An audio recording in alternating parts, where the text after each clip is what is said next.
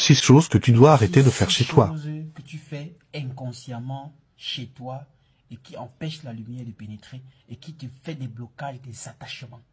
Et une façon que tu festiges ta maison sans te rendre compte. La 6e chose va te surprendre. Et je vais donner comme bonus au numéro 7, comment est-ce que tu vas purifier ta maison pour que la lumière réside et que l'abondance soit la bienvenue chez toi. Première chose que tu fais souvent chez toi et qui est une très grave erreur et que tu dois arrêter absolument de faire, c'est de balayer la nuit. On ne balaye pas la maison la nuit. Les invités, ta richesse, ta bénédiction vient chez toi la nuit. Hein? Les bons esprits choisissent de te visiter pendant la nuit. Les ancêtres, Dieu même envoie le Saint-Esprit te visiter pendant la nuit parce qu'il suppose que la bénédiction qui vient ne vient pas seulement à toi. Cette bénédiction vient pour ta maison. Alors il faut que cette bénédiction arrive quand tout le monde est là. Et on sait qu'en journée, on est dispersé. Les enfants sont à l'école, tu es au travail, ta femme est au marché. Et l'heure à laquelle tout le monde est à la maison, c'est le soir. Le soir, c'est pour ça que parfois la bénédiction entre chez toi en soirée, quand tout le monde est là pour que chacun puisse prendre l'onction. Et quand tu te lèves donc le soir, 20h, 21h, tu balayes le sol.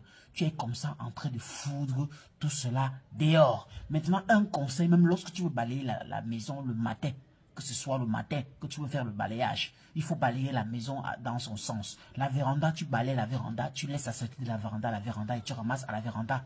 Tu balayes le salon, tu balayes le salon, tu sors avec, tu ramasses dehors. Tu balayes la cuisine, tu sors. Tu balayes la chambre, tu sors. Ne fais pas les balayages comme balaye dehors, on entre à l'intérieur, on mélange, on ramasse. Non, ça n'apporte pas la chance. Ça, c'est le numéro 1. Deuxième chose que tu ne dois pas faire et que tu fais souvent qui te cause des blocages, c'est de siffler la nuit. Il y a certaines entités maléfiques qui ne voient pas. Là, je vous parle de la haute exotérie africaine. Il y a les entités spirituelles maléfiques qui n'ont pas des yeux, mais qui entendent. Qu'on les appelle par le son de la tronçonnette.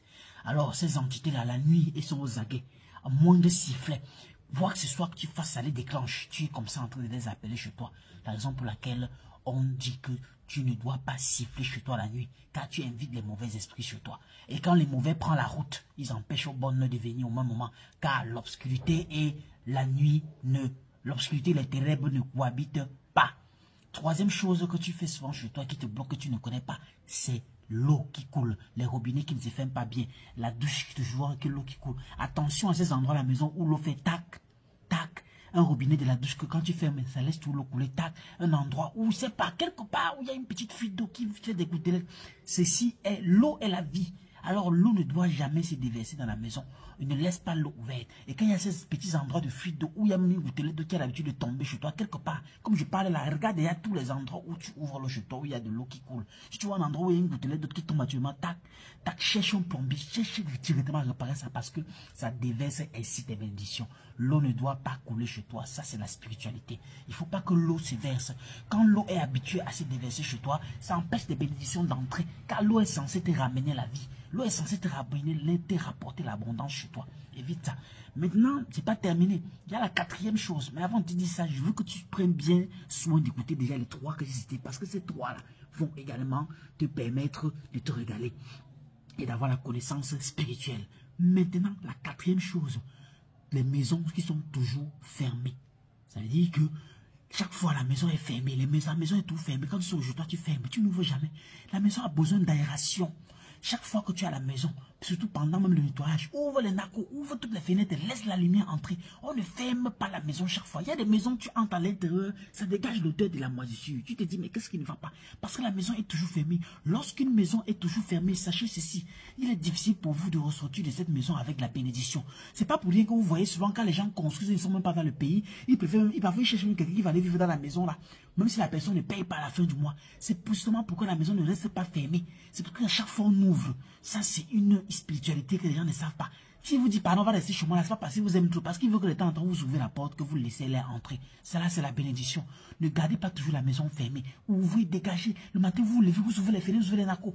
L'air entre, vous l'air entre. Et le mauvais, ce qui est mauvais sort. Maintenant, avant de partir au travail, vous devez toujours laisser certains points ouverts. Mais attention, toujours les refermer à la tombée de la nuit. Parce qu'il y a des heures pour des entités spirituelles.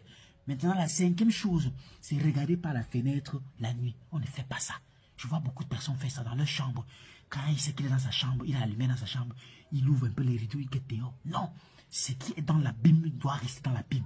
Lorsque vous ouvrez le rideau ou la fenêtre légèrement en regardant dehors la nuit, ce n'est pas vous qui voyez ce qui est dehors, mais sachez que vous donnez directement l'endroit. Vous faites localiser. Vous donnez votre localisation aux mauvaises entités qui sont à l'extérieur. Et là, ils viennent directement parce que c'est comme un appel. C'est comme une invitation subliminale que vous envoyez sans vous en rendre compte. Lorsque vous ouvrez légèrement la fenêtre la nuit et vous regardez dehors pour voir si quelque chose passe. C'est même là que vous dites la chose que viens, je t'attends. Ne faites plus ça. Maintenant, la sixième. Oui, la sixième que j'ai dit que ça va te surprendre. Que ça va te surprendre. C'est de se mirer dans un miroir sale. On ne se mire pas dans un miroir sale. Tu vois quelqu'un sort de chez lui le matin, il arrive, il passe une sale journée. Il commence à dire quelle malchance ça fait quelle journée. Pourtant, en sortant le matin, il s'est miré dans son miroir qui était sale. Le miroir dans la maison, j'ai fait une vidéo, plus haut dans mon compte, tu vas voir une vidéo, je parle du miroir dans la chambre où on doit toujours enlever ou couvrir. Lorsque maintenant vous décidez d'utiliser ce miroir pour vous arranger le matin avant d'aller au lieu de service et pas vous partez, vous devez vous assurer que le miroir est d'abord propre. Pourquoi? Parce que le miroir est le reflet de votre âme lorsque vous sortez de chez vous. Si vous êtes miré dans un miroir sale, lorsque vous allez sortir, ce n'est pas vous qu'on verra, c'est cette personne sale qui était dans le miroir qui sera vue. Et alors vous rejetez ainsi toutes les bonnes chances que vous devez acquérir au cours de la journée. Vous vous bloquez vous-même sans vous en rendre compte. Parfois, ce n'est pas toujours les grands-mères, les grands-pères ou quelqu'un qui vous attache. C'est vous-même à travers vos petits actes inconscients que vous commettez chaque jour qui sont les propres blocages de votre vie. Oui, maintenant, voilà 6. Le bonus maintenant que je voulais te donner, c'est comment purifier ta maison. Tu vas me chercher la citronnelle, vous appelez ça souvent la tisane. Tu vas me chercher les feuilles de la citronnelle là. Ce qu'on fait souvent les bouillies, les mères là font, les mamans font souvent les bouillies, mais dans l'intérieur on aromatise souvent. Cherche-moi la citronnelle, une bonne quantité. Qui est verte là, tu me déposes ça, tu sèches ça légèrement, même pour 2 à 3 jours. Et chaque soir, tu fermes toute ta maison. Tu me brûles ça dans un four à charbon et tu laisses la fumée prendre la maison partout là. Tu me fais ça comme ça pendant 5 jours et ta maison sera purifiée et purifiée. Purifiée à pur. Tu me fais ça pendant 5 jours, peu importe la mauvaise énergie ou la quoi que ce soit qui était chez toi, cela est déjà expulsé. Voilà. Vous connaîtrez la vérité et la vérité vous affranchira. Ce n'est pas la vérité qui affranchit, mais c'est la connaissance.